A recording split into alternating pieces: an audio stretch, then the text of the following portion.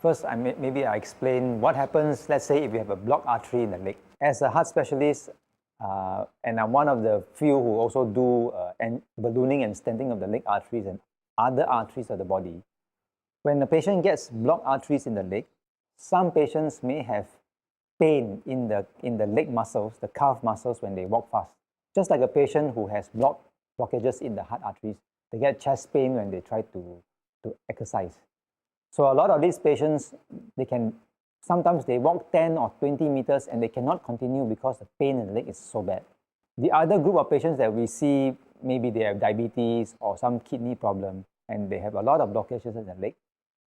The blood supply to the foot is no good. And because of that, when they injure the foot, the wound doesn't heal. And they can have foot pain, or the wound can actually become what we call gangrene. That means the toes actually turn bluish and black and it becomes infected.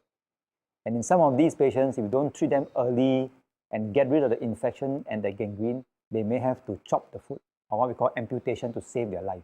For this group of patients, we can help them by ballooning and opening up the arteries with balloons or stents.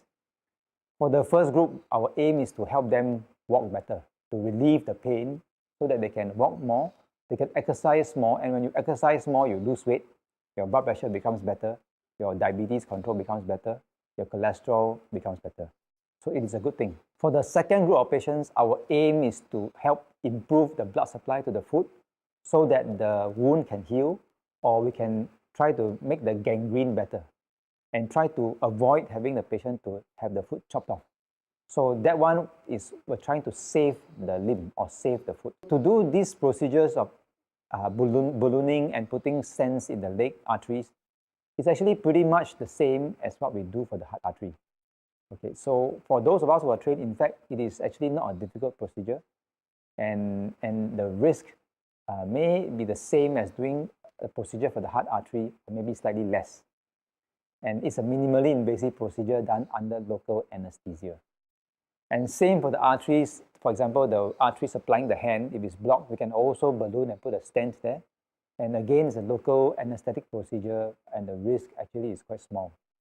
So for patients who need these procedures, we can actually help them with balloons and stents without the need to have open surgery to bypass the blockage.